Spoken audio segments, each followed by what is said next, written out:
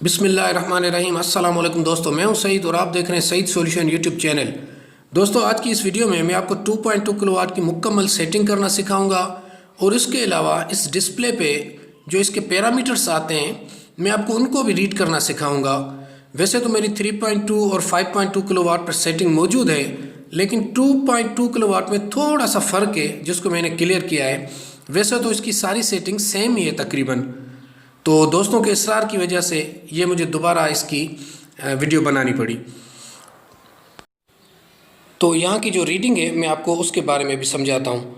तो उसके लिए हमें सेंटर वाले बटन को याद रखिएगा। सेंटर वाले बटन को जब आप एक दफ़ा पुश करेंगे तो ये आप देखें कि ये हर्ट्ज़ आ गए। तो जो कि अभी एसी हमने इस पर लाइट नहीं दी हुई है, इस वजह से ये ज़ीरो है। उसके बाद दोबारा पुश करेंगे तो ये 39.9 तकरीबन वोल्ट आ रहे हैं। तो ये हमारे पीवी से जो वोल्ट आ रहे हैं ये हैं। उसके बाद तीसरी मरतबा ये हमारे 14 एम्पेयर जो बैटरी चार्ज हो रही है पीवी से जो आ रहे हैं एम्पेयर्स। उसके बाद पुश करेंगे तो ये इसके वाट शो हो रहे हैं जो हमारे पीवी से वाट आ रहे हैं। अच्छा, उसके बाद जब पे पुश करेंगे तो ये बैटरी के वोल्टेज बता रहा है 27.2 और 1। उसके बाद जब पुश करेंगे दोस्तों तो अब ये नीचे आ गया आउटपुट पे। अब वो 27 वोल्ट रहेगा, अब नीचे आ गया हर्ट्ज़ आउटपुट के बता रहा है जो कि 50 है। उसके बाद अगर पुश करेंगे तो ये आपको फ्रीक्वेंसी और उसके बाद आउटपुट वीए में बताएगा करंट, और उसके बाद ये आ जाएगा वाट के अंदर जो कि 262 वाट है।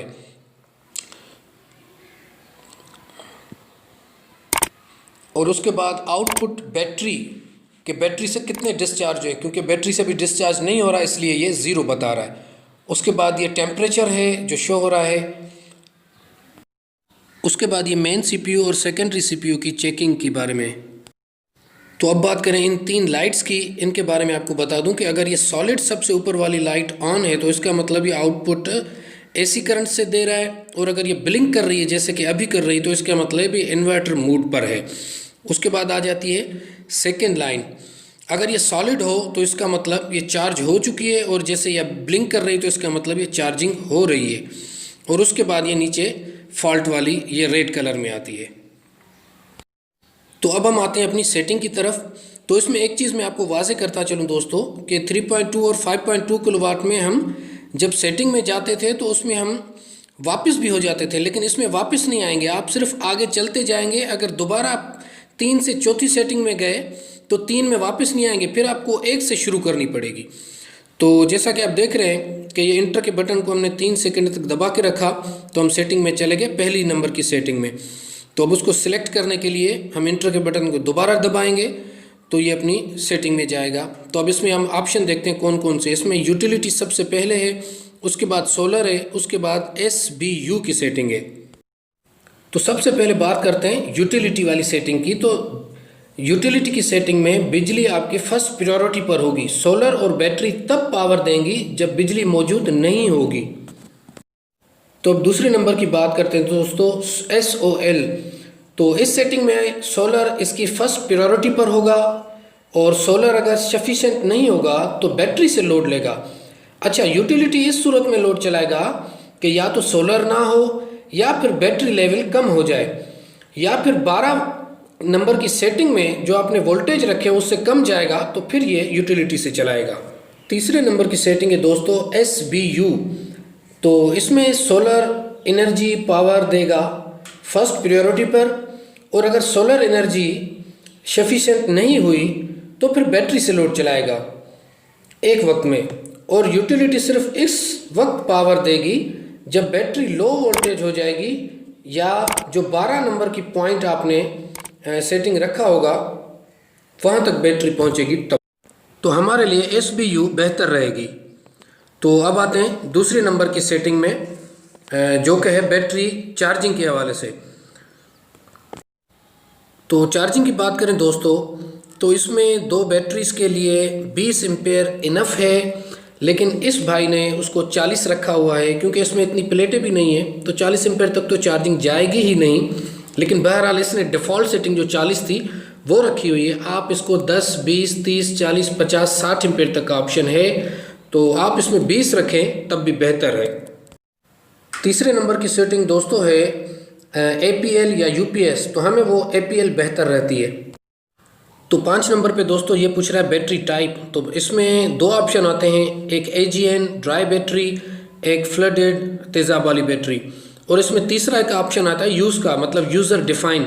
तो अगर यूज़ आप रखेंगे तो उसमें आप बैटरी के वोल्टेज आप खुद आगे पीछे कर सकते हैं 26, 27 और 29 नंबर की सेटिंग में। तो इसमें यूज़ बेहतर रहेगा। और 6 नंबर की सेटिंग 2 ऑप्शन है LTD और LTE। तो इसमें डिफ़ॉल्ट सेटिंग है LTD, तो ये बेहतर रहेगा। और 7 नंबर की सेटिंग भी आप इसको TTD भी कह सकते हैं, तो ये भी डिफ़ॉल्ट में है।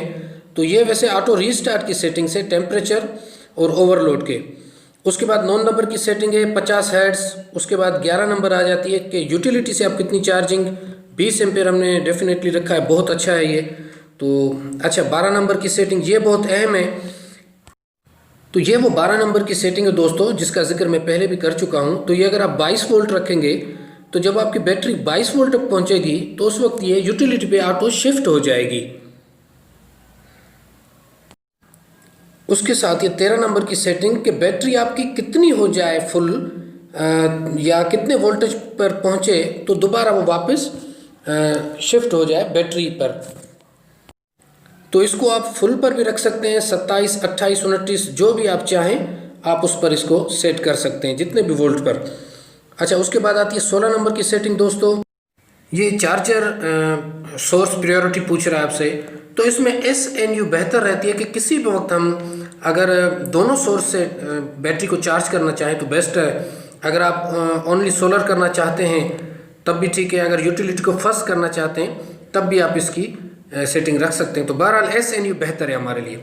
18 नंबर पे दोस्तों है इसकी अलार्म, तो हमने डिफ़ॉल्ट पे ऑन ही रखा है इसको। अच्छा ये 19 नंबर की सेटिंग बहुत ही इंपॉर्टेंट है दोस्तों। तो इसको आप TEP पे रखिएगा तो डिस्प्ले में जो भी आप मर्ज़ी का पैरामीटर चाहेंगे वो रहेगा। उसके बाद आ जाता है 20 नंबर, इसको आप ऑन ही रखें, ये बेस्ट है, ये बैक लाइट की है। और उसके बाद आ जाते हैं दोस्तों 22 नंबर की सेटिंग है। तो इसको भी आप ऑन रखें, लेकिन बाज़ों का आती है सुबह सुबह आवाज़ करती है तब आप ऑफ़ कर सकते हैं इसको। 23 नंबर पे आ जाएं, ये भी डिफ़ॉल्ट रखें BYD। उसके बाद 25 नंबर है रिकॉर्ड इनेबल, इसको FEN ही रहने दें, बिल्कुल सही है। अच्छा ये बल्क चार्जिंग है दोस्तों, तो ये 28.2 ये डिफ़ॉल्ट भी है, तो ये इसके लिए बेस्ट है। अच्छा 27 नंबर पे आते हैं, तो ये फ्लोट चार्जिंग है, ये 28 वोल्ट, ये भी बेस्ट है। अच्छा 29 पे ये कि कट ऑफ कि बैटरी आपकी कितने वोल्ट तक पहुँचे तो इसको कट ऑफ करा दें, 21 वोल्ट बहुत है ये। और 30 नंबर पे इसको आप इनेबल कर दें बैटरी इक्वलाइजेशन। उसके बाद 31 पे इक्वलाइजेशन वोल्टेज 29.2 ये भी बेस्ट रहेगा। और उसके बाद 33 पे 60 रखें, और 34 पे 120 बिल्कुल सेट है, और 35 पे 30 डेज ये भी बिल्कुल ओके है, और 36 पे ADS। अच्छा इसको आपने AEN करना है, इक्वलाइजेशन इमीडिएटली स्टार्ट को आपने AEN पे करना है, इनेबल करना है इसको आपने। तो उसके बाद हम आ जाते हैं दोबारा अपनी सेटिंग पे। तो ये उसके पैरामीटर जो मैं आपको बता रहा था।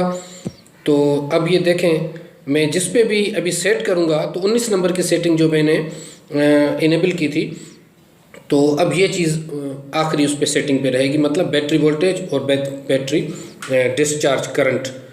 तो आज की सेटिंग यहाँ तक थी वीडियो। अपना बहुत सारा ख्याल रखिएगा, तो दुआ में याद कीजिएगा। अल्लाह हाफ़िज़।